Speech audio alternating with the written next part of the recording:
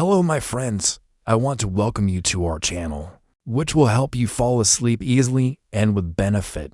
Share with us where you're watching from right now and what time it is for you. And while you're writing, I'll begin. In 1492, Christopher Columbus reached the shores of America. Many lives were given in attempts to master these uncharted territories. European states of that period actively participated in colonization, and the subsequent centuries saw many significant wars and periods of expansion of influence. These processes led to the emergence of a new state on July 4, 1776, the United States of America. From that moment, the USA achieved world leadership in various spheres, from forming the strongest army in modern history to many outstanding achievements of humanity. This country has earned comparison with the modern Roman Empire. However, is this colossus capable of preserving its superiority? To comprehend the history of these captivating lands, we must return to the origins. Even before the arrival of Europeans, the indigenous peoples of North America created developed and complex social and political systems. Hundreds of thousands of people fought, made peace agreements, and governed certain regions for millennia. By the time the first European navigators began reaching the North American continent, in the 15th century, Native Americans had already lived in their communities for centuries. The North American continent, vast and rich in natural resources, attracted everyone who learned of its existence. Thus, when the Scandinavian traveler named Leif Erikson learned from another explorer, Bjarni Herjolfsson, of lands west of Greenland, he began preparing an expedition. Herjolfsson, who got lost during his voyage, accidentally discovered what would later be called Newfoundland. Although he did not land, his account gave Erikson the necessary information for a successful crossing of the Labrador Sea and landing in North America. Erikson and the Scandinavians founded a small settlement in Labrador called Land's Ox Meadows, or Meadow Bay. This settlement and several small outposts near it were abandoned after about 20 years. After that, about 500 years would pass before Europeans again set foot on the lands of North America, in search of a shorter and faster route to India. The leading European powers of the time sent many expeditions across the world. In October 1492, the Genoese navigator Christopher Columbus, hired by the monarchs of Spain, reached the West Indies and unintentionally opened a new direction for exploration. Popularized as the New World by the Florentine Amerigo Vespucci, this region became open to European travelers, traders, and entrepreneurs. European states began declaring parts of this new world their own. With each major exploratory mission, Vespucci, who created and sold maps of his own discoveries in the New World, received unique recognition. An entire hemisphere was named in his honor, America. Although the first explorations of the New World were mainly focused on regions that would become known as the Caribbean and South America, soon the attention of explorers turned north, to the vast lands north of Hispaniola discovered by Columbus. At the dawn of the 16th century, the Spanish, English, Portuguese, Swedes, Dutch, and French joined the race to explore and map the entire eastern coast of North America. The Roanoke settlers were never found. The colony was declared lost by the English government. In 1564, a group of French Huguenot settlers attempted to found a colony in what would become St. Augustine, Florida, only for the colony to be sacked and all its male citizens killed by hostile Spanish troops. The settlement founded by Spanish colonists in St. Augustine is considered the first permanent European settlement in North America. In 1607, the English again attempted to found a permanent colony in the New World. Under the leadership of the London Company, the settlement sought to establish a colony in Virginia and chose a swampy region on the James River, which they named Jamestown. The colony initially succeeded, quickly building residential and public buildings, as well as a fort with a palisade. Relations with the local Powhatan tribes began with hostility but gradually improved over time, as the settlers and the region's indigenous peoples learned to coexist. The Powhatans offered food and friendship to the colonists, who took the opportunity to explore the surrounding region in search of gold and other precious metals. Instead, they discovered that the swampy region they inhabited held not riches, but diseases. The inhabitants of Jamestown suffered from a lack of coordination, diseases, and the harshness of the environment, despite the help of the Powhatan people. It was only when Captain John Smith took command of the colony and, in an almost dictatorial manner, reorganized their efforts to establish trade with the natives and plant their own crops in and around the colony. Smith, soon after the end of his term as leader of the colony, returned home to England. But he paved the way for the colonists, which allowed Jamestown to survive the difficult years of famine and struggle. Jamestown survived, and by the mid-17th century was thriving, as new settlements began to grow around it. Jamestown has the distinction of being the first English settlement to survive in the New World. In 1619, 12 years after the colony's founding, Jamestown became the site of another first. When the first African slaves arrived in Virginia, 20 to 30 enslaved Africans, captured by English privateers from a Spanish slave ship, were brought to Point Comfort, Virginia. From there, a number were sold or exchanged to the settlement at Jamestown. Slavery had existed in the New World since the mid-16th century, but this moment marked the beginning of 2.5 centuries of slavery in what would become the United States. The English continued their colonial settlement in 1620, establishing a Puritan colony in Plymouth, Massachusetts.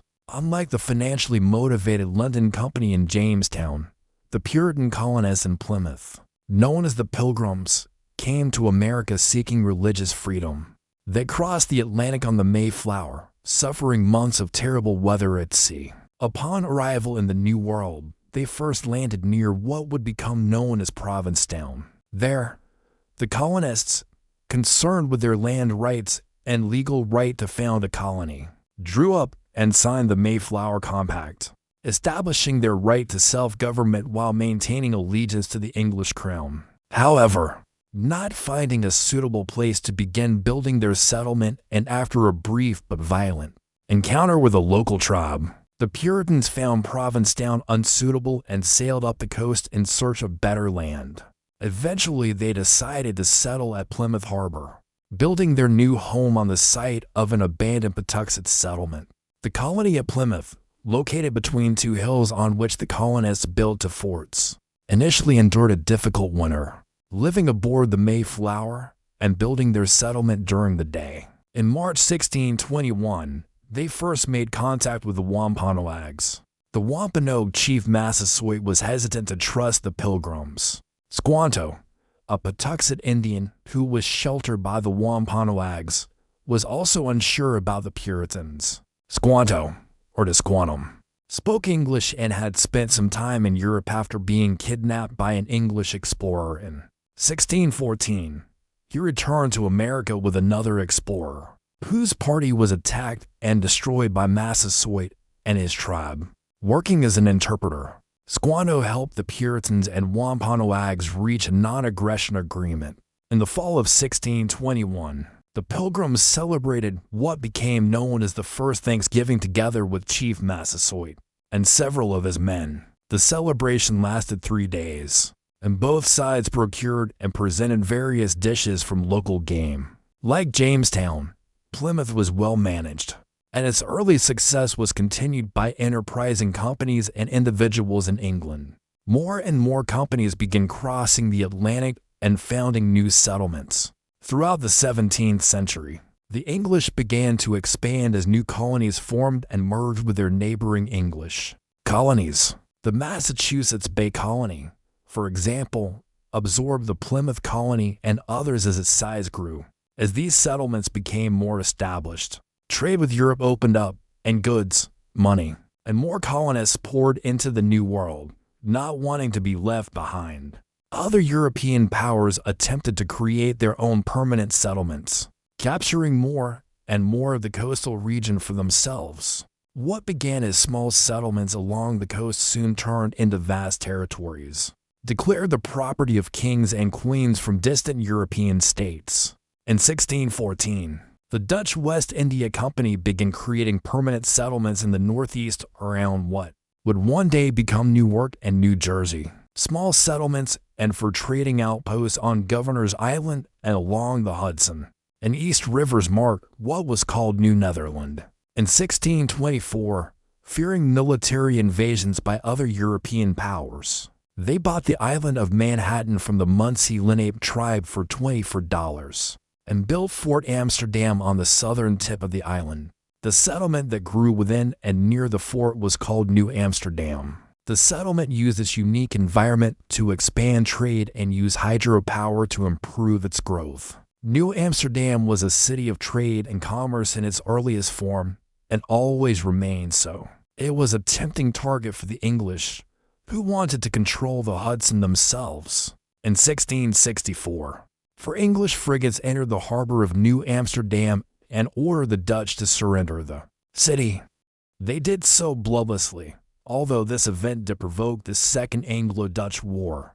In June 1665, New Amsterdam was reorganized under English law and renamed the city of Newark, Spain, whose early discovery of the New World gave them an advantage in colonizing South America and the Caribbean, began settling what would become the American Southeast. From their earliest settlement in St. Augustine, the Spanish moved inland toward their territorial conquest in Mexico and up to Canada, making their way through the center of the North American continent. By the end of the 17th century, Spain's North American empire would encompass much of the Deep South, Midwest, and western part of the continent. France, a longtime rival of England and a main competitor in North America, aimed to create a permanent settlement along the St. Lawrence River. Still hoping for an easy route to the Pacific, settlements at Tadoussac, Quebec, Trois-Rivières, and Montreal followed the winding St. Lawrence further inland.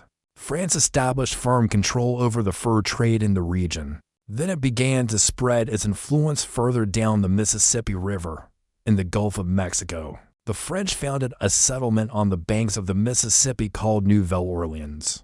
New Orleans was founded in 1718 and was the gateway to the Mississippi, the jewel in France's North American empire. With the beginning of the 18th century, numerous settlements continued to grow as Europe divided the vast territories of North America for itself. These colonial territories were defined by various treaties and agreements between the colonizing nations, often ignoring the existing indigenous population and the complex relationships that already existed in North America. Many Native Americans fought back, acting as opportunists. Tribes cooperated and fought with European settlers, often provoking conflicts. Raids on settlements were not uncommon, and colonists could not always rely on their distant colonial protectors if these actions required serious defense. One of the largest and most brutal was King Philip's War. In 1675, war broke out in the New England colony after a serious diplomatic failure between the colonists and the Wampanoag tribe and their allies. Medicament, the son of Massasoit, who had helped the Pilgrims in the Plymouth colony, became the supreme sachem of the Wampanoag Confederation and did not show the same tolerance towards the settlers as his father.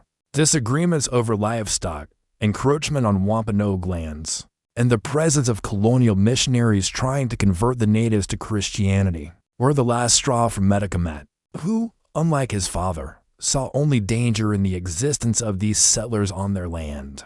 An alliance of Algonquian tribes led by Medicament struck, not only at remote rural settlements in New England, but also at larger, more established towns. Since there were no English soldiers in the colonies, the New England militia mobilized to defend their homes. The militiamen targeted native villages, knowing it would anger and undermine the Indians' ability to wage war. Medicament was killed in 1676, just a year after the war began. His death spelled doom for the Wampanoags and their Narragansett allies. Without leadership of the conflict, the situation quickly turned in favor of the New England militia, which nearly destroyed the Wampanoag people and forced their allies to leave New England territory. It was the bloodiest conflict in North America up to the point. After King Philip's War, tensions between English colonists and their French and Dutch neighbors increased.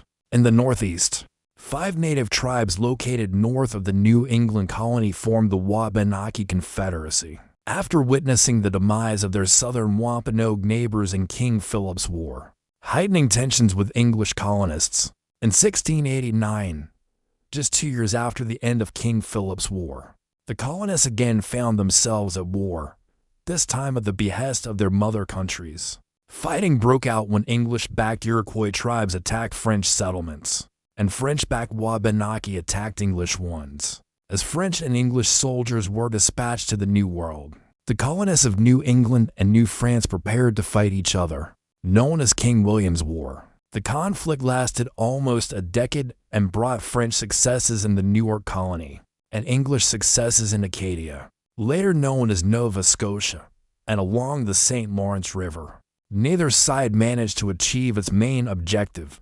For the French, Boston; for the English, Quebec, and the war ended in 1697. But King William's War was only the beginning. It was the first of 4 major conflicts between France and England, in which their various native allies clashed with each other, and peace did not last long. In 1701, King Charles II, the last Habsburg king of Spain, died without leaving a direct heir, and a tangled web of potential successors linked by secret treaties and backroom agreements. English, Austrian, Prussian, and Dutch powers rushed to stop the French from seizing control of the Spanish throne, known as the War of the Spanish Succession or Queen Anne's War in North America. The conflict originated in Europe, and soon fighting reached the shores of North America. In the South, Spanish Florida and French colonists in Louisiana were attacked by English colonists from the province of Carolina. Fighting devastated the region's indigenous population and helped secure English control over Georgia. In New England, the Wabanaki again sided with the French, and continuous raids on New England settlements devastated the Massachusetts Bay Colony. Coordinated efforts by the English army again failed to capture the city of Quebec, but achieved significant successes in Acadia. The fighting in North America had little effect on the final outcome of the war in Europe. But over 13 years of continuous fighting devastated all of North America, causing irreparable damage to both indigenous and colonial communities. In the end, the French would cede vital territory to the English, including the Hudson River Valley, Acadia, and Newfoundland. These concessions did not include the various Native American tribes that participated in the war on both sides and laid the groundwork for future conflicts. For nearly 3 decades, relative peace reigned among the major European powers in North America. During this time, the colonies grew larger and more complex, forming their own colonial governments and expanding the new and thriving North American economy of agriculture, textile manufacturing, and maritime trade.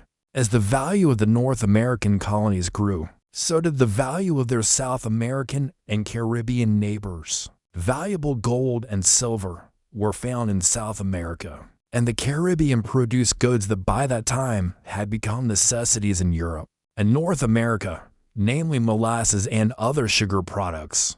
The production of these goods, of course, was ensured by the sweat of slave labor. By that time, all American colonies were involved in the so-called triangular trade. Slaves from Africa were brought to America, where these slave ships unloaded African slaves for sale and loaded cargo of sugar, bound for New England. Then these ships sold sugar and slaves, loaded rum, tobacco, cotton, and other goods, and returned to Africa to exchange them for slaves. This continued on and on, the increasingly valuable and disgusting sale of human lives. Slavery was widespread in the Caribbean and South America, and was growing rapidly in the North American colonies as well. From the early years of North American colonization in the early 1600s to the mid-18th century, the number of slaves imported to America increased from about 300,000 between 1600 and 1625 to over 2 million between 1751 and 1775. the increased value of America directly led to the third of the Indian Wars. Like the previous Queen Anne's War, the conflict began far beyond North America.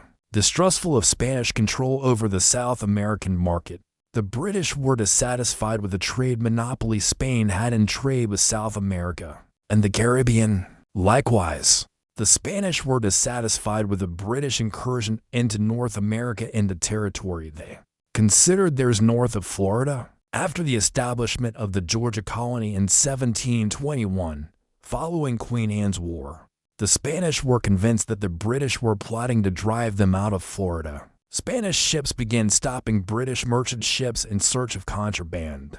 Although these actions were legal due to past treaties, the inspections led to rising tensions between the two powers. In 1731, the British brigantine Rebecca was stopped off the coast of Cuba and inspected for contraband cargo. On board, Spanish officials found an illegal cargo of sugar. The captain of the Rebecca, named Robert Jenkins, claimed that during the inspection he was tortured by Spanish officials and partially had his ear cut off. Although the Royal Navy would acknowledge that Jenkins was guilty of carrying illegal cargo, his story, told before the chambers of Parliament in England, struck a nerve. In 1739, the British found, among other things, that the Spanish were guilty of attacks on British subjects and began a war against the Spanish in America, known as the War of Jenkins' Ear. The conflict little affected North American shores. The main part of the fighting occurred in South America and the Caribbean, as the British fleet attempted to capture and seize several Spanish forts and port cities. Fighting between British colonists in the Carolinas and Georgia and Spanish colonists in Florida bore little fruit for either side and, again, caused the greatest harm only to local Indian tribes that fought on both sides. In 1742, another war broke out in Europe, this time between Prussia and Austria over control of Silesia. Once again, the issue of inheritance rights drew all the great powers of Europe into war. The death of Austrian Emperor Charles VI left a power vacuum in Central Europe, Great Britain. The Dutch Republic, Hanover, and Russia supported Charles VI's daughter, Maria Theresa, as heir, while France, Spain, Prussia, and Sweden supported Charles Albert of Bavaria, who believed he had the right of inheritance. This war, known in North America as King George's War and in Europe as the War of the Austrian Succession, consumed everything in its path, including the War of Jenkins' Ear. As the war raged in Europe, France and England again turned their attention to their North American territories. As before, the Wabanaki Confederacy and the Iroquois Confederacy allied with the French and British, hoping to influence great changes for their rapidly shrinking continent. Fighting again focused on control of Acadia and the St. Lawrence River. In 1745, British colonists achieved the first substantial success in 50 years of colonial war with the capture of the fortress of Louisbourg at the mouth of the St. Lawrence River. Fighting stretched into the Newark colony as well as New England. The war turned into terrible losses for British colonists, especially in the final years of fighting. When the war finally came to an end in 1748, British colonists were forced to return Louisbourg to the French, enraging the colonists who had conquered it at the cost of excessive human sacrifice. Once again, after years of violence, borders were returned to their pre-war status. Nothing was achieved. Territorial disputes remained unresolved, grievances continued, and the situation in the backcountry of North America remained violent as English colonists, French colonists, and Native American tribes competed for control of the wilderness. Indeterminate borders between British and French colonies had long been a problem between the two countries. However, despite numerous conflicts, no formal agreement on a clear definition of who owned what had been reached. It was only a matter of time before war broke out again. In late 1753, Lieutenant Governor of the Virginia colony Robert Dinwiddie ordered a young major from Virginia, named George Washington, to expel French colonial troops from forts in the Ohio River Valley. The Virginia colony claimed this territory as its own, and believed it had the right to evict the French from the forts that still dotted the region. From the fighting of the previous century, the expedition led to France's refusal to comply with Virginia's demands, and Washington, who was promoted to lieutenant colonel upon his return, was again sent to the Ohio River Valley to drive the French from their forts, by force, if necessary. In April 1754, French troops learned from their Mingo Indian allies that a small British fort had been built by colonial militia at the forks of the Ohio. French troops marched to the fort and captured it.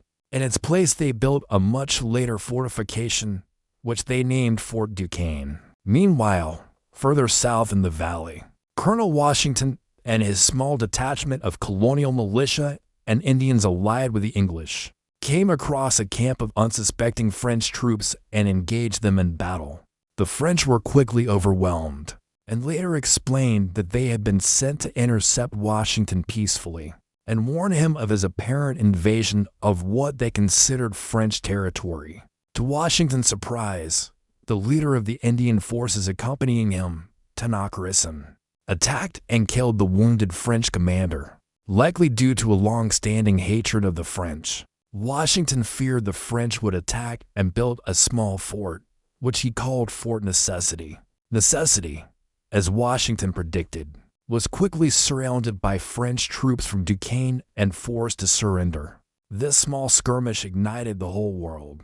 Lieutenant Governor Dinwiddie called for help from his fellow colonists and the British government in England, fearing that the invasion would strengthen French claims to the region.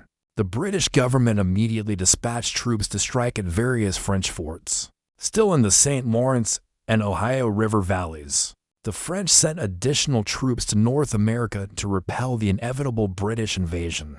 Suddenly, France and England were at war again. Several early British forays into the Ohio River Valley and Canada failed miserably. Early in the war, it seemed the French would manage to retain their possessions in North America and even succeed in capturing a number of important British forts in the New York colony, including Fort Ticonderoga and Fort William Henry.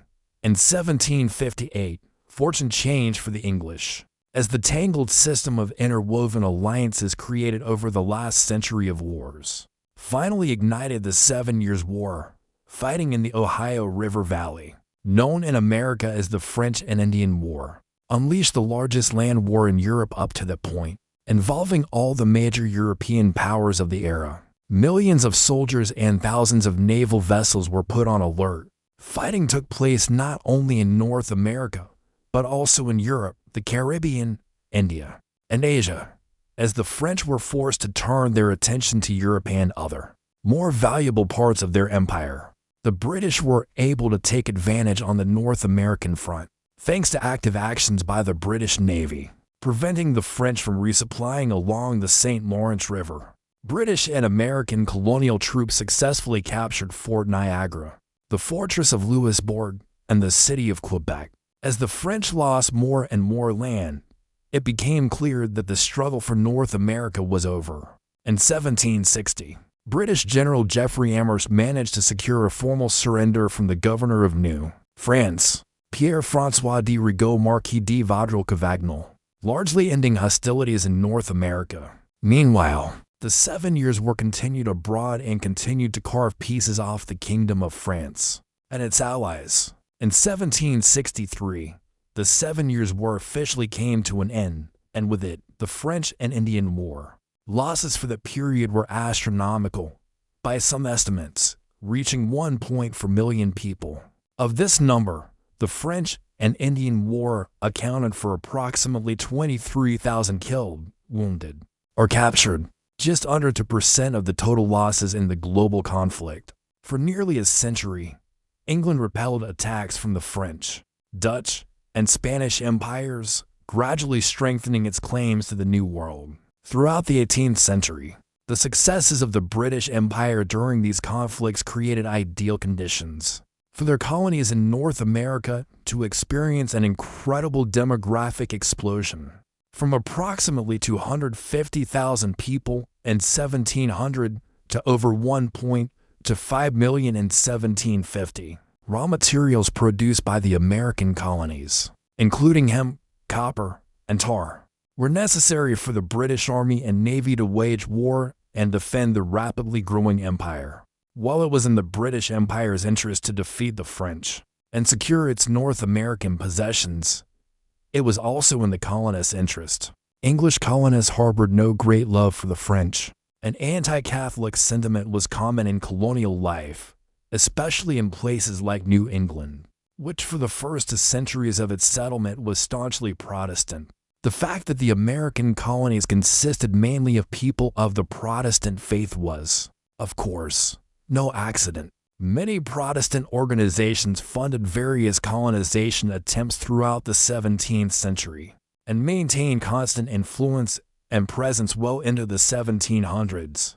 However, the strongest influence of Protestantism in the American colonies manifested during the colonial wars that dominated the early and mid-18th century. A global religious phenomenon known as the Great Awakening swept across both Europe and North America and elevated the Protestant faith to new heights. The Great Awakening was a major evangelical revival that spread the Protestant faith throughout Europe and colonial North America. The revival spawned new religious theories and dogmas, as concepts such as the nature of salvation and the idea of rebirth were spread by itinerant preachers who traveled the countryside, delivering sermons and lectures as they saw fit. These preachers were magnificent orators and attracted attention wherever they went. George Whitefield, an important figure in this evangelical movement, traveled through the colonies and preached in major cities and small towns, wherever he could gather a crowd, and gather he did. In October 1740, preaching in Boston, Massachusetts, Whitefield reportedly gathered a crowd of over 30,000 people from all over New England. For comparison, Boston was the most populous city in colonial North America in 1740, with approximately 17,000 people living in and around it. Nearly twice the city's population was present to hear Whitefield speak.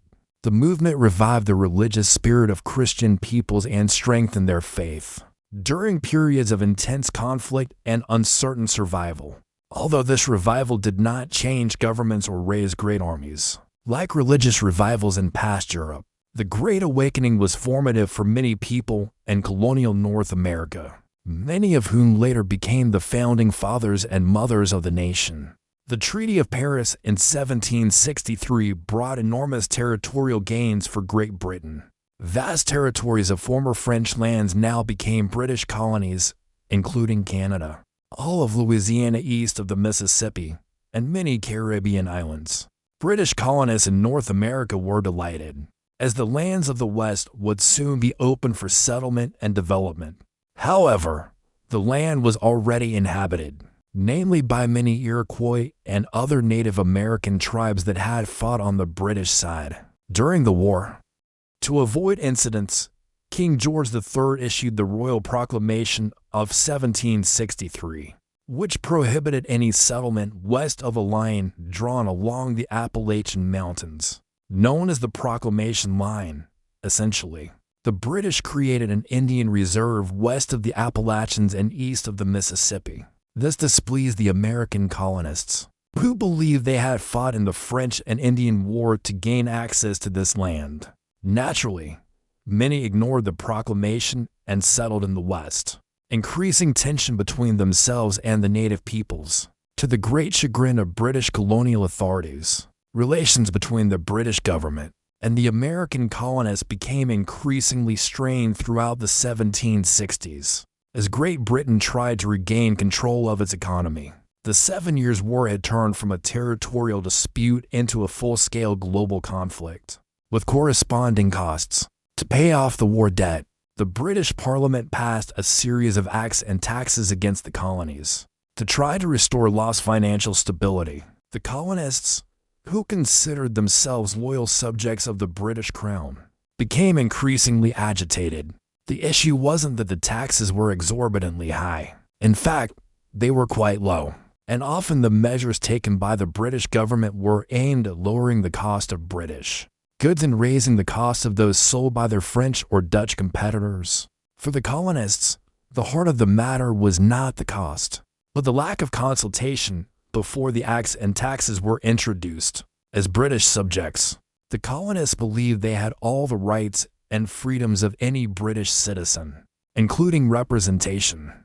The British government argued that the colonists were virtually represented, and that Parliament acted in their best interests. Many Americans disagreed, and resentment began to grow.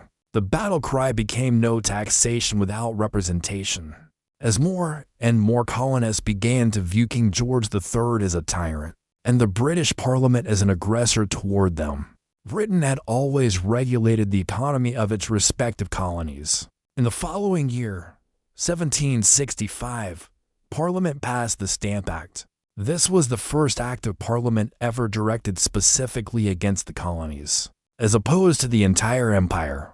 The Stamp Act required that any form of official paper needed an official stamp. The act affected newspapers, almanacs, and official documents such as licenses, deeds, and wills. It even meant that playing cards required an official stamp. Such a direct tax had never been introduced against the colonists before, and many saw it as an attack by Parliament in response to the boycotts of the previous year.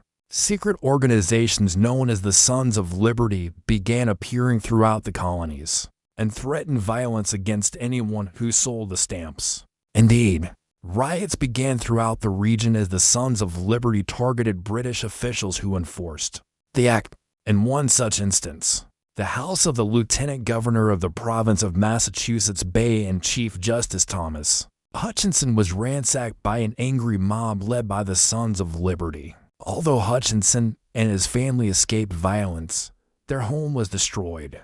However, some colonists did not resort to violence, but instead relied on united political action. 9 colonies sent representatives to the Stamp Act Congress in Newark and drew up a Declaration of Rights and Grievances for the British Parliament. The declaration laid out the position of many American colonists, stating that British taxes imposed without representation violated their rights, not only as British subjects but as people. Again, Americans engaged in protest through boycott, this time with significant results. Revenue from imports into the American colonies fell from £2 million to £150,000 in 1764 to £1,944,000 in 1765. In England, American statesman Benjamin Franklin argued the case of the American colonies to Parliament and warned that continued abuse of the colonists could and would lead to rebellion. Fortunately for the colonies, a shift in government occurred in Parliament that sympathized with Whig policies, leading to the repeal of the Stamp Act. Parliament passed the Declaratory Act in 1766, repealing the Stamp Act, but at the same time insisting that Parliament as a legislative body had the right and authority to make laws for the colonies in all cases. Both sides viewed the outcome as a political victory, believing their interpretation of the colonists' rights had been heard and secured. Parliament believed it had demonstrated its will as the governing body of the colonies and established its right to make laws for them once and for all. And the Americans believed the British Parliament would never again tax them directly, without any representation. The door remained open, and if the British government was not careful, it could close again. In 1767, things were still not going well economically for the British. The Rockingham government, which had helped repeal the Stamp Act, suffered at the hands of its Tory opponents, who sharply criticized them and believed the American colonists had duped them. Charles Townshend, serving as Chancellor of the Exchequer in the ministry of William Pitt the Elder, found himself at the head of the administration. When Pitt suddenly died in 1766, Townshend himself died a year later. But before his death, prompted by the financial crisis and the persistence of Tory factions within Parliament, he pushed through a series of 5 acts that would collectively bear his name, the Townshend Acts. The first act, known as the Revenue Act, imposed direct taxation on lead, glass, paper, paint, and notably, tea. The second created a new customs board for the North American colonies in Boston and gave customs officials unprecedented control over quartz arriving at and departing from colonial ports. The third suspended the Newark Assembly until it complied with the Quartering Act, passed in 1765 along with the Stamp Act. The fourth act, known as the Indemnity Act, commonly known as the Tea Act, reduced commercial duties on tea imported by the East India Company, hoping to combat the smuggling of Dutch East India Company tea into English ports.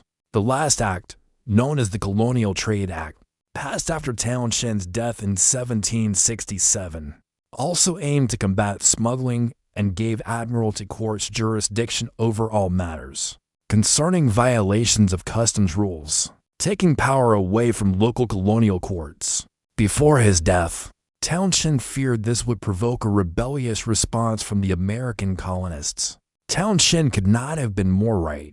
A surge of activity swept through the American colonies. Pamphlets and letters flew from the pens of lawyers and farmers as they published their complaints in newspapers and leaflets throughout the colonies. Committees of correspondence were formed, sharing ideas and discussing the political and economic situation in the colonies. Again, the Sons of Liberty were active, enforcing a boycott of British goods and stirring up riots where there was fertile ground for it, especially in Boston.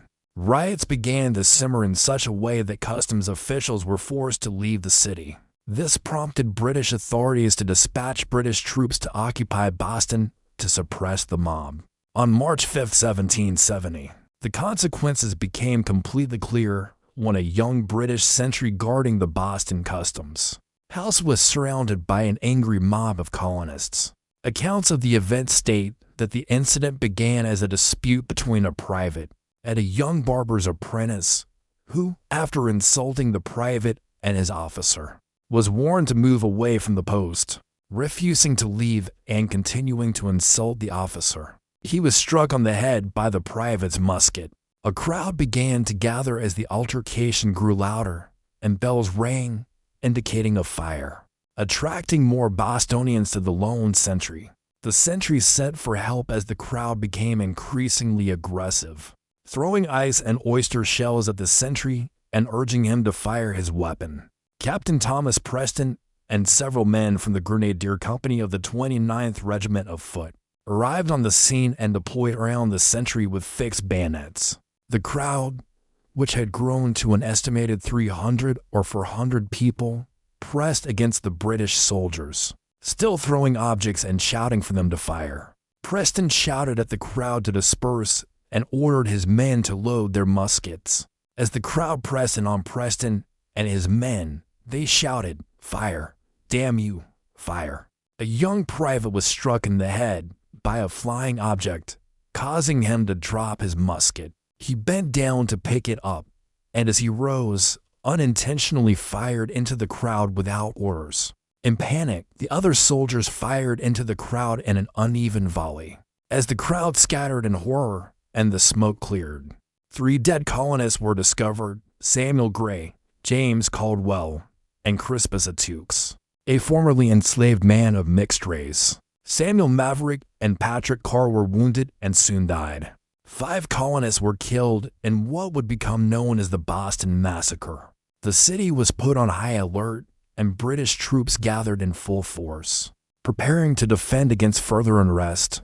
The ensuing trial was a media circus, as the Sons of Liberty seized upon those who died as patriots and martyrs. Attorney John Adams defended the British soldiers, despite his personal feelings about the abuse of the American colonies by the British, and his relationship with his cousin Samuel Adams, who was one of the founders of the Sons of Liberty. Adams, whose devoted dedication to the law led him to believe that all men had a right to a trial, regardless of who they were or what they had done, successfully argued that the men were not guilty of murder, and secured the acquittal of 6 of the soldiers, while the other 2 were found guilty only of manslaughter. Adams's experience after the trial did little to bring him closer to the patriotic leanings of his cousin, but strengthened his belief in the legitimacy of the rule of law. Tension in Boston remained high but gradually began to subside elsewhere. In 1773, amid one of the worst banking crises of the 18th century, the British Parliament again attempted to ensure the survival of the British East India Company by undermining the illegal importation of Dutch tea into the American colonies, while lowering the cost of EICT to the lowest possible amount, known as the Tea Act of 1773. The act allowed the EIC to unload its cargo in the American colonies without paying any duties, while charging an exorbitant amount for Dutch tea. The act prompted the Sons of Liberty to organize a raid on 3 merchant ships, moored in Boston Harbor, carrying a cargo of East India Company tea that had not yet been unloaded, known as the Boston Tea Party. The Sons of Liberty boarded the ships and threw 340 chests of tea into the harbor. The loss of tea was approximately 9,659 pounds in 1773, equivalent to $1.7 million today. Parliament was outraged and responded by passing a series of acts in 1774, known as the Intolerable Acts. The first 3 acts, the Boston Port Act, the Massachusetts Government Act, and the Administration of Justice Act, were all aimed exclusively at Massachusetts and punished the town of Boston and the Massachusetts Bay Colony for their role in the Tea Party. The Boston Port Act closed the port of Boston until the colonists paid for the destroyed tea. The act angered Boston residents who had not even participated in the Tea Party, and they felt they were being punished unfairly, without the opportunity to testify in their defense. The Massachusetts Government Act revoked the Massachusetts Charter and placed the colony under direct British control. Town meetings were restricted, and all appointments were to be made by the royal governor. The Administration of Justice Act allowed the royal governor of Massachusetts to order a trial or retrial of any royal official in Great Britain if the accused could not get a fair trial in Massachusetts. The last act, which affected all colonies, was the Quartering Act of 1774, which allowed royal governors to house soldiers in buildings if the colonies did not provide suitable quarters. These acts were the last straw for many colonists. The perceived violation of what they viewed as their natural and constitutional rights as British subjects threatened to turn resentment toward their British mother country into hatred and plunge the colonists into rebellion. Parliament hoped the Intolerable Acts would isolate the problem, which seemed strongest in Massachusetts. Meanwhile, the colonists began taking steps beyond simple committees of correspondence. The formation of the First Continental Congress in the fall of 1774 worked to repeal the Intolerable Acts and petition the British government for their repeal, as they had done in 1765 with the Stamp Act. The petition to the king never received a formal response. Having received no response from the British government, in May 1775 the colonies met again. The Second Continental Congress again tried to organize a general boycott of British goods and secure some formal response from Parliament. When the tension that had gripped the American colonies since the end of the French and Indian War finally reached a boiling point in a small village near Boston on a mild mid-April morning in 1775, on the evening of April 18, 1775, as tension between Boston residents and British troops quartered in and around the city was at its height, the Sons of Liberty discovered that General Thomas Gage planned to march British troops to a cache of weapons and gunpowder hidden in Concord, just a few miles from Boston, and destroy the supplies. Patriots Paul Revere and William Dodge rode through the Boston countryside warning the population that regular troops were coming out, or, as more popularly remembered, the British are coming. Colonial militiamen rose from sleep, gathered their muskets, and rushed to stop the British troops from reaching Concord. On the morning of April 19, 1775, Massachusetts militiamen confronted British regular troops on the Lexington town green. When ordered to lay down their arms and return home, the militiamen refused and stood their ground. Captain John Parker, commanding a group of about 70 Massachusetts militiamen, ordered them not to fire unless fired upon first.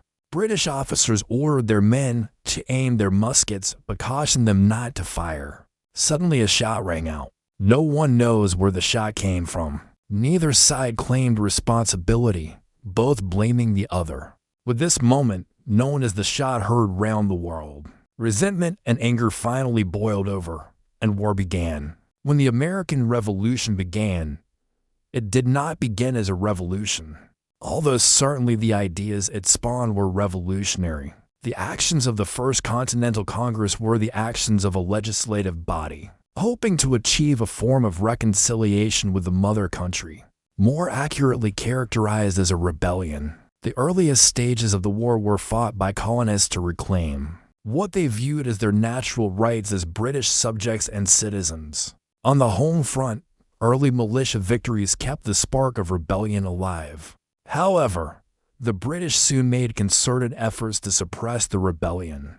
At the Battle of Bunker Hill in June 1775, British troops stormed earthworks held by colonial militia near Boston, and a costly victory. It was becoming clear to many that if the colonies did not unite, they would be defeated one by one. Although some delegates in the Continental Congress, now in its second session, still leaned toward caution, believing reconciliation could still be achieved, the Congress decided to form a single united army to prevent their forces from being destroyed piecemeal. At the head of this new Continental Army would be a colonel from the colony of Virginia, named George Washington. Washington, born into one of the most prominent families of colonial Virginia, dreamed in his youth of becoming a naval officer in the English fleet. His mother, Mary Ball Washington, was cautious. She knew life at sea was hard and could lead to early death or maiming. She begged her son not to join the Navy, but instead to pursue a career in the Army.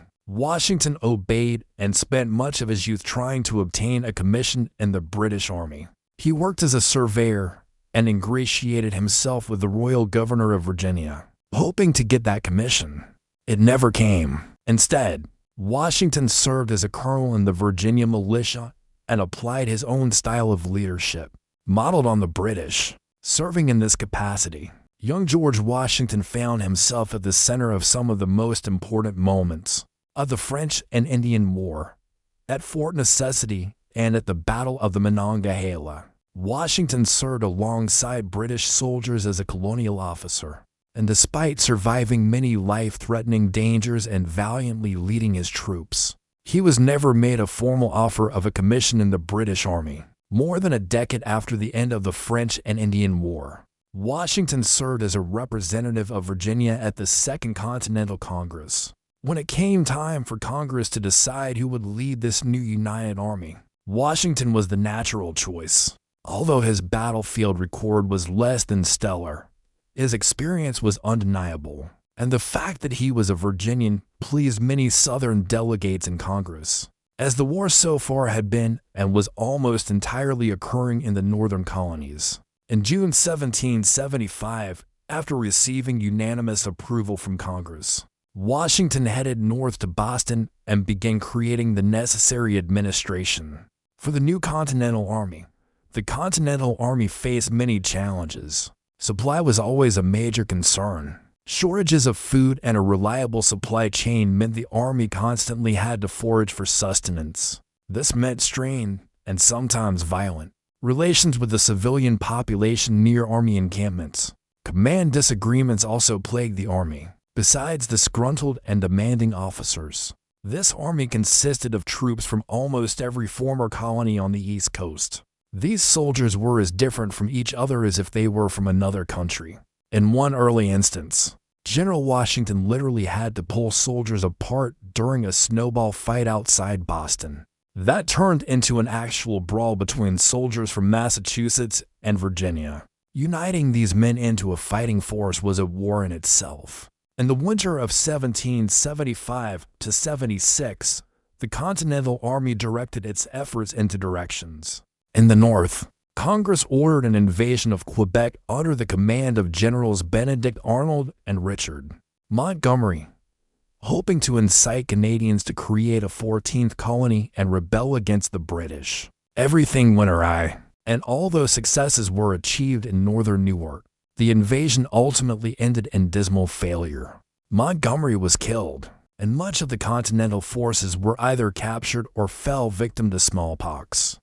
Meanwhile, Washington remained with the army around Boston and oversaw the siege. With 11,000 British troops locked in the city, Washington hoped winter would force them to surrender. But he lacked artillery for a full-scale siege. He sent young Colonel Henry Knox for artillery from the recently captured Fort Ticonderoga, and in March 1776 Knox returned to Boston, successfully delivering the cannons over the Berkshire Mountains in winter.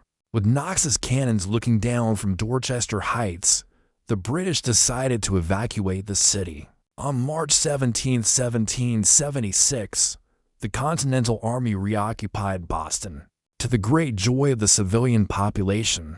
In the spring of 1776, the war began to spread to other parts of the 13 colonies. On June 11th, Congress formed a committee to draft a document justifying their separation from Britain. The Declaration of Independence was mainly written by Thomas Jefferson of Virginia. It set forth in plain terms the reason why the former colonies, now states, desired separation, and argued that they, as people, had every right to that separation. After significant revisions of the initial drafts, including the removal of a section condemning the British slave trade, the Declaration was adopted by Congress on July 2, 1776, and its final wording was officially ratified on July 4, 1776. Its most famous line stated, "We hold these truths to be self-evident, that all men are created equal, that they are endowed by their Creator with certain unalienable rights, that among these are life, liberty, and the pursuit of happiness." The Declaration changed the character of the war from rebellion to a full-scale revolution. The new colonies began acting as separate and autonomous states, loosely linked by their united Congress. Washington ordered the Declaration read to his soldiers in Newark, and morale soared. Finally, the soldiers of the Continental Army felt they had something to fight for together: independence. The British struck back in August 1776. Launching a series of devastating attacks in and around Newark, as Washington feared. His army was not ready for the professional and well-disciplined British troops, and without a navy, he had no hope of defending Manhattan Island. After 5 consecutive defeats, Washington was forced to leave Newark to the British and began a long and bloody retreat into New Jersey and across the Delaware River into Pennsylvania. In late November 1776, Lord William Howe, commander of British forces in North America, pursued Washington into New Jersey and established a series of garrisons that stretched from Newark south to Mount Holly. Washington knew that if he did not act quickly, the war would be over. He devised a plan to cross the Delaware on December 25, 1776, and attack an undefended garrison at Trenton, New Jersey, occupied by a brigade of German troops hired by the British, known as Hessians. Washington crossed the Delaware on Christmas night during a blinding nor'easter and led his tired and exhausted army south to Trenton. The Hessians were surprised by the appearance of the Continental Army, as fighting and troop movement in winter was generally considered difficult and dangerous for 18th century armies. He achieved a quick victory, fighting in the streets of Trenton, and won his first victory as commander of the Continental Army 9 days later. After a tactically brilliant battle on January 2nd, the Continental Army again won a victory on the morning of January 3rd at Princeton, New Jersey. The 3 battles sustained the Revolution in its darkest hour. In 1777, the British desperately tried to regain control of the situation and began to separate offensives. The British under Sir William Howe captured the American capital Philadelphia after defeating Washington at Brandywine and Germantown in the fall of 1777, although the loss of the capital dealt a blow to the morale of the Continental Army. The army did not collapse as Howe expected, and Washington withdrew his forces to winter quarters at Valley Forge, just a few miles west of Philadelphia. In northern Newark, British General John Burgoyne pushed his army south from Canada, capturing Fort Ticonderoga and hoping to cut off New England from the rest of the United States. To quickly end the war, Instead, Burgoyne encountered Continental Generals Benedict Arnold and Horatio Gates, fighting in a series of battles near Saratoga, New York, thanks to Arnold's impressive leadership and Gates' sound strategy. Burgoyne's army was defeated and ultimately forced to surrender in October 1777.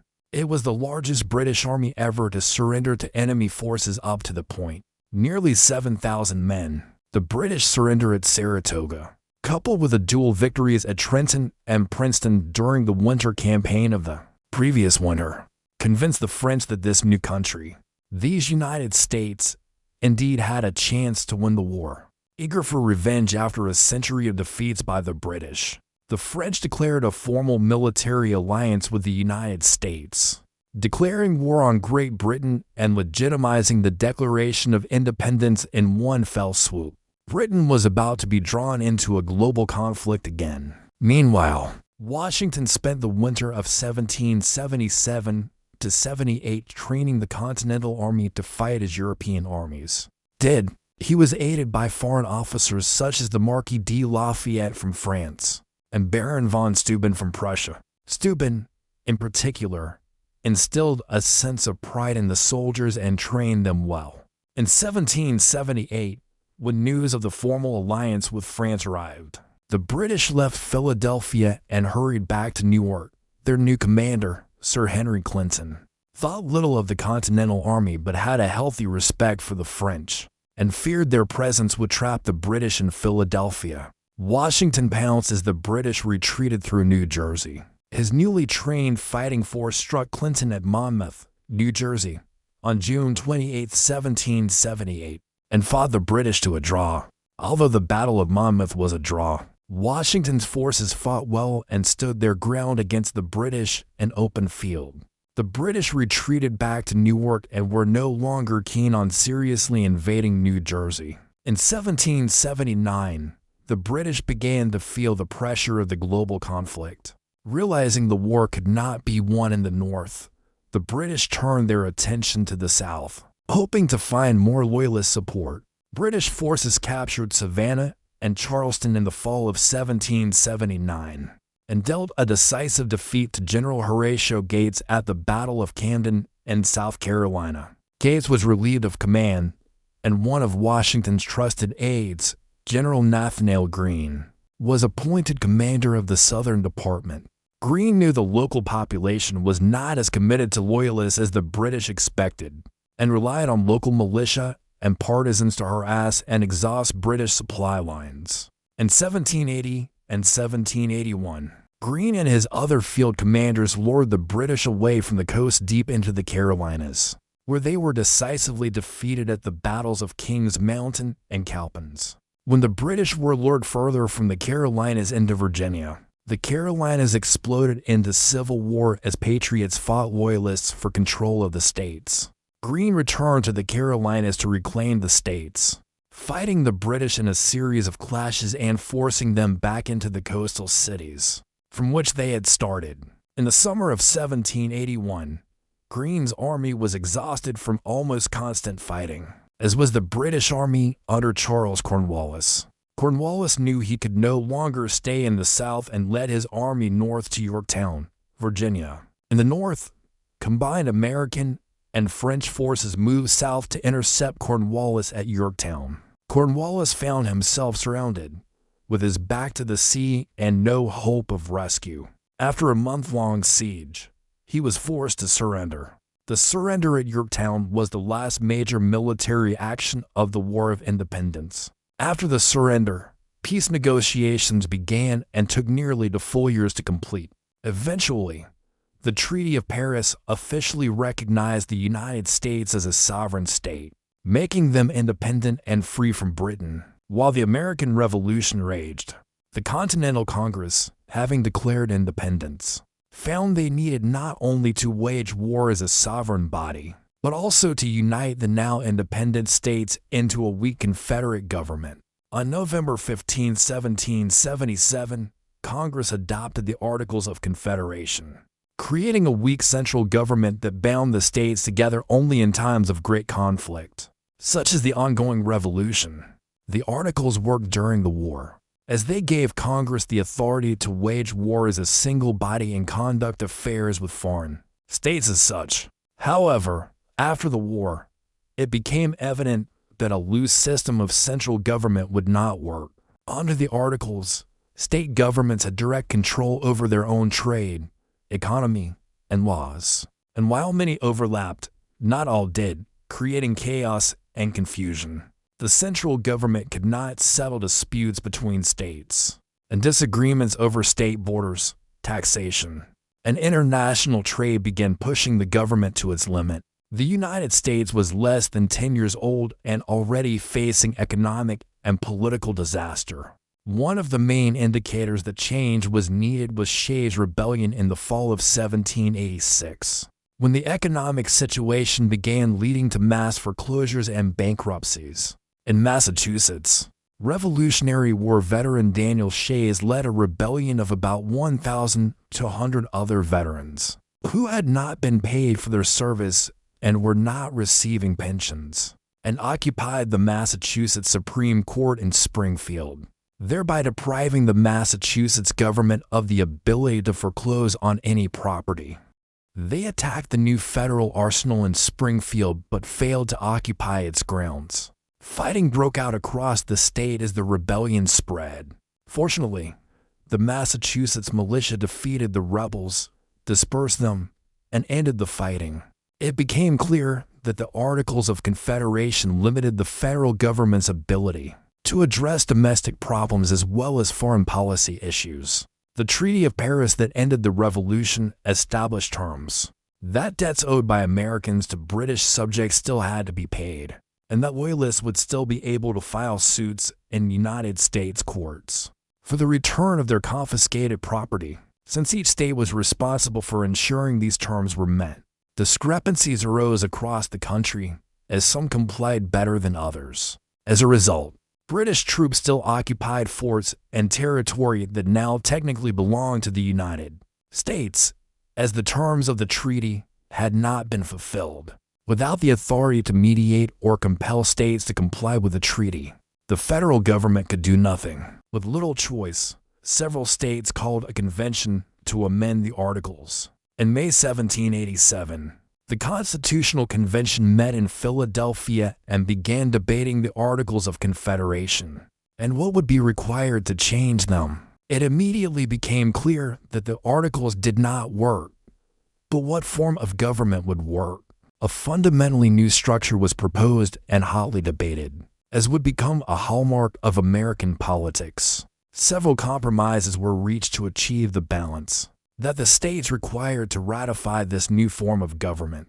This new constitution would create a government of checks and balances with three separate branches, sharing federal power among them. The legislative branch, or Congress, would be divided into two houses: the House of Representatives, consisting of representatives from states proportional to each state's population, and the Senate, consisting of two representatives from each state. This branch has the power to create and vote on laws, levy taxes, declare war, override presidential vetoes, create federal courts other than the Supreme Court, and set the number of justices on the Supreme Court on its own. The Senate has the power to approve presidential appointments to the judiciary, department heads, and other federal positions, ratify treaties with foreign powers, remove impeached officials from office. The House of Representatives has the power to impeach federal officials, including the president. The executive branch would be headed by a president elected by an electoral college, who would be empowered to execute, enforce, or veto federal laws, appoint federal officials, grant pardons, and play a leading role in all matters concerning foreign policy. As commander-in-chief, the president's duties also included leading the military forces of the United States. At the direction of Congress, the third branch, the judicial, would consist of the Supreme Court, appointed by the president and confirmed by Congress. The Supreme Court is responsible for interpreting laws passed by Congress and serves as the final arbiter on matters of legality. In a later Supreme Court case, Marbury v. Madison in 1803, The Supreme Court added the determination of which laws of Congress were unconstitutional. Although this check was not in the original Constitution, it is an important part of the functioning of the court, the government of the people, by the people, for the people. It was the first time the Constitution of any nation included the people as an instrumental element in the creation and legitimacy of government. The Constitution was drafted in September 1787 and circulated to the Confederation Congress. Instead of the amendments to the articles they expected, the Constitution offered a completely new form of government. Debate immediately began, as the Constitution needed to be ratified not unanimously by each state, as under the Articles of Confederation, but by a two-thirds majority. In October 1787, the first of 85 pamphlets advocating the Constitution were published and widely distributed. Known as the Federalist Papers, they were published anonymously at the time, although we now know they were authored by Alexander Hamilton, James Madison, and John Jay. The factions quickly began to form. On one side were the Federalists, who supported the Constitution and a strong central government. On the other were the Anti-Federalists, who viewed the Constitution as the powerful and taking power away from state governments. However, one by one, states ratified the Constitution. The need for a change in government had become too acute, and most states realized this Constitution would be the best way forward. The Constitution was officially ratified by the states during 1787 to 88, and on June 21, 1788, the ninth state, New Hampshire, voted in favor, making the Constitution the new law of the land. George Washington, the hero of the American Revolution, was elected the first president of the United States in early 1789. John Adams, who received the second highest number of votes, was elected as vice president. Although Washington did not align with either the Federalist or Anti-Federalist factions that had taken root, he still favored Federalist policies to strengthen the young government. He wisely filled his cabinet with the brightest political minds of the era from both Federalist and Anti-Federalist factions, including Thomas Jefferson, Alexander Hamilton, Henry Knox, and Edmund Randolph. During his presidency, Washington tried to focus on a multitude of domestic issues facing the country. He insisted that Congress pass tariffs on imported goods in an attempt to increase federal government revenue, and worked closely with his Secretary of the Treasury Alexander Hamilton to push through a series of economic programs and laws that would create a national bank and establish a national debt for the government. He selected a permanent site for the future capital of the United States, which would bear the name Washington, District of Columbia, in honor of the first president.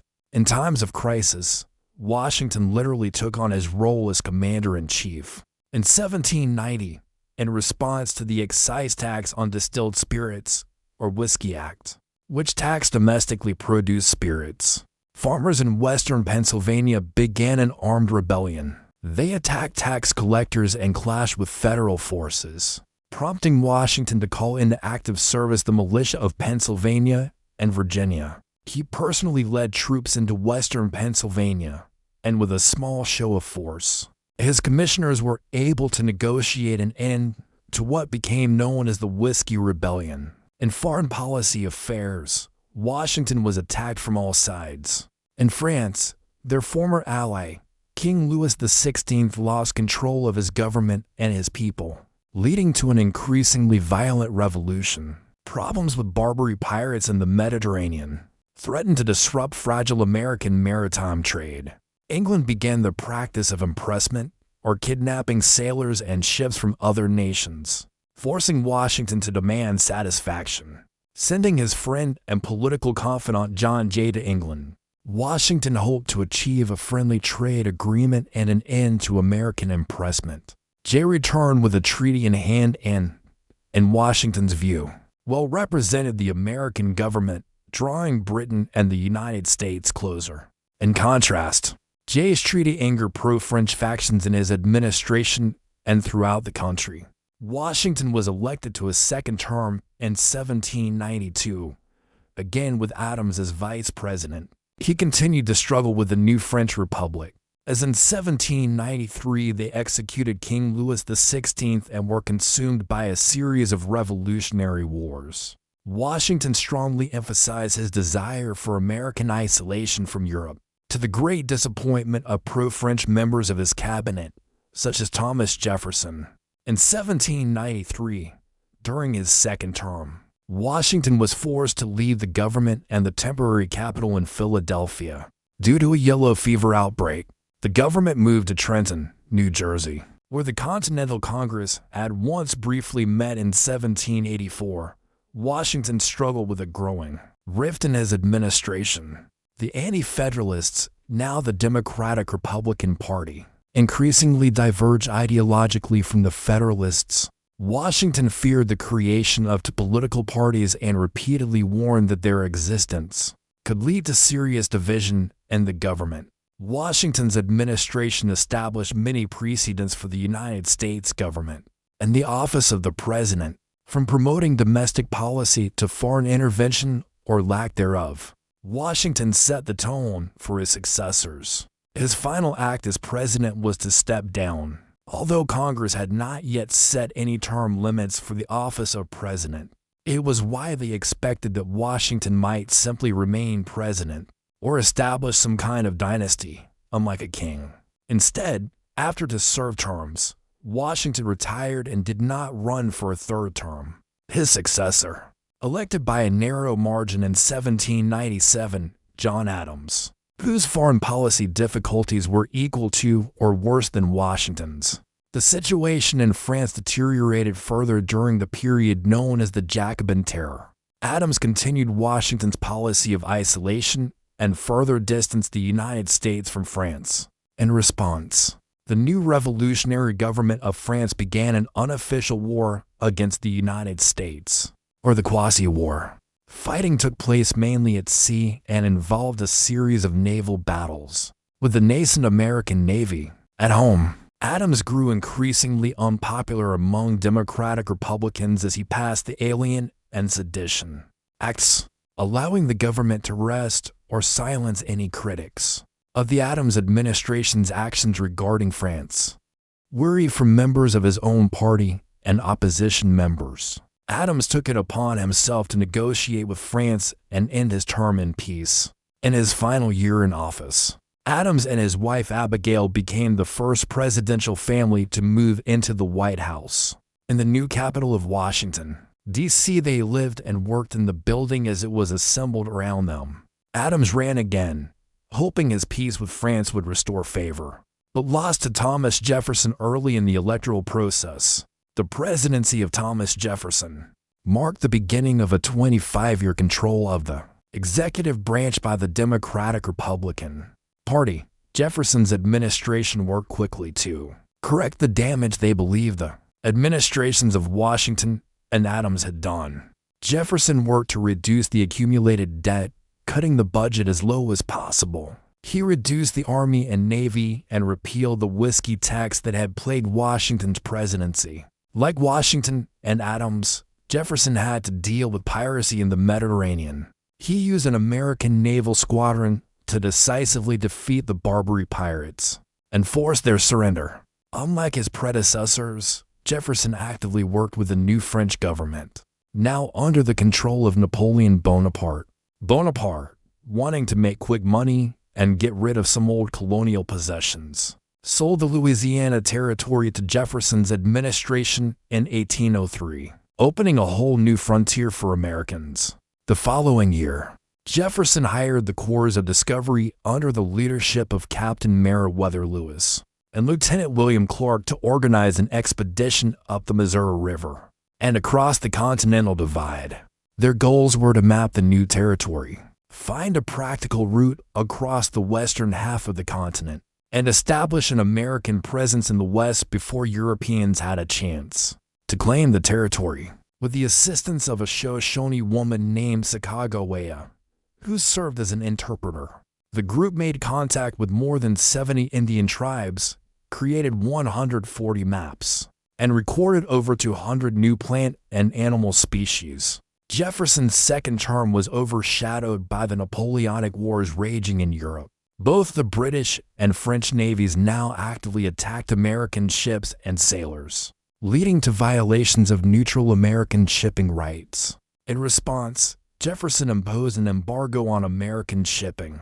It was wildly unpopular and even more wildly unsuccessful, damaging Jefferson's attempts to balance the budget before the end of his second term. Despite the unpopularity faced by the Democratic Republicans, at the end of Jefferson's administration, his protege James Madison was elected the fourth President of the United States. Madison, who played a key role during the Constitutional Convention, inherited complex and tangled relations with England and France, as well as growing tension within the United States. Madison continued Jefferson's embargo for the first 2 years of his presidency, understanding that trade was necessary to improve the United States. And at the urging of Congress, Madison reopened American shipping to France and England, again asking them to respect America's neutrality. Naturally, the seizure of ships and impressment of sailors began again almost immediately. A group of young congressmen, namely gentlemen named Henry Clay and John C. Calhoun, pursued the president demanding a stronger show of force. Known as the War Hawks, Clay, Calhoun, and their faction demanded that Madison take a more belligerent stance toward Britain and France. Increased tension in the American interior added fuel to the fire. It was suspected that British agents were arming and supplying a Native American uprising on the frontier, and British troops still held forts belonging to the United States. After British ships openly attacked American sailors right off the American coast, Madison yielded to the War Hawks and asked Congress to declare war on June 1, 1812. The American people may have been ready for war with Britain, but his army and navy were not. In 3 separate invasions of Canada, the United States was defeated and pushed back, with 2 of the 3 armies forced to surrender, although not without some success. One invasion led to the burning of the town of York, the provincial capital in Canada. Naval battles went much better. In one case, the USS Constitution and HMS Greer engaged in a quick naval battle lasting less than an hour. The British were horrified to find their cannonballs harmlessly bouncing off the 22-inch hull of the Constitution. The USS Constitution continued to sow havoc among the British fleet throughout the war. Many Native American tribes united under the leadership of the Shawnee Tecumseh and his brother Tenskwatawa, or Le'elwethika, known as the Prophet. Tecumseh's confederacy of tribes sided with the British in a last desperate attempt to establish control over the ongoing American expansion westward.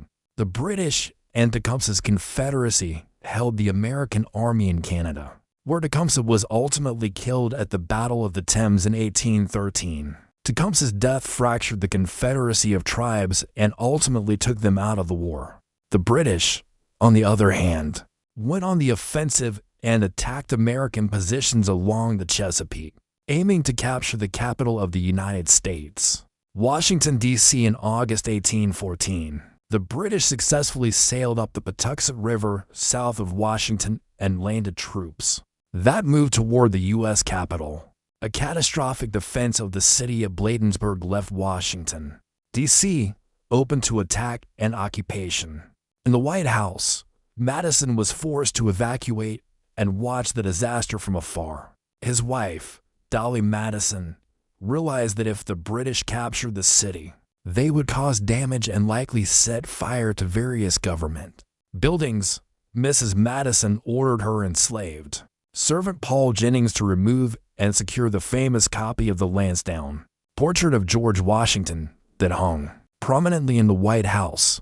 Dolly's precaution proved prophetic, as when British troops occupied Washington, they did indeed set fire to numerous government buildings, including the still unfinished United States Capitol, the Treasury, the War Department, and the White House, as the city burned. A timely hurricane swept along the coast, extinguishing the fires and, in one recorded instance, lifting to cannons and throwing them several yards, killing both British soldiers and American civilians. Although the British successfully took and burned the U.S. capital, they were forced to abandon the city, as controlling it would be impossible without additional reinforcements, and the hurricane severely damaged their fleet on the Patuxent River. Madison returned to the ruined capital and continued to wage war. The following month, attempts by the British fleet to capture the city of Baltimore were thwarted at the siege of Fort McHenry, where British ships bombarded the fort in a fierce battle that lasted all night. In the morning at dawn, Fort McHenry raised its oversized Star-Spangled Banner flag, preparing for another day of fighting. Instead, the British fleet sailed back out to sea, unwilling to engage other American positions, and began shifting resources to attack New Orleans and Louisiana. The siege of Fort McHenry and the sight of the enlarged American flag on the morning of September 14, 1814, inspired American lawyer Francis Scott Key to write a poem titled Defense of Fort McHenry. The words of the poem, set to the tune of an old British drinking song, would later become the national anthem of the United States, the Star-Spangled Banner. The British made one last attempt at an offensive on the American mainland, near the city of New Orleans in Louisiana, hoping to gain control of the Mississippi River. British forces landed a few miles south of New Orleans and tried to move on the city. The city's defense was organized by a fiery commander named Andrew Jackson, whose motley assembly of defenders included pirates, militiamen, free blacks, and regular soldiers. In January 1815, unaware that the United States and England had negotiated a peace treaty in December 1814, British troops moved on New Orleans and fought the final battle. Jackson's ragtag defenders repelled several waves of British troops and won an incredible, though somewhat belated, victory for the United States. Although the War of 1812 is little known today, it had many long-term consequences for the United States and the peoples of North America. Unquestionably, the greatest effect of the war was not the acquisition of any territory, but the final destruction of any hope Native Americans had of establishing any sovereignty over their land. As part of the treaty, the British insisted on the creation of an Indian state in the Great Lakes region, but the United States flatly rejected this plan. The dam was about to burst for westward expansion, and there was no one and nothing left to stop the tide sweeping away the remaining Native American tribes. On a global scale, most European powers assumed the United States would not last. The great experiment would end on its own, and these backward farmers and intellectuals in tall hats would tear the country apart. Instead, on a very public world stage, the United States again declared war on the most powerful empire in the world and fought them to a draw. Although the Treaty of Ghent brought very few territorial gains, the statement was clear.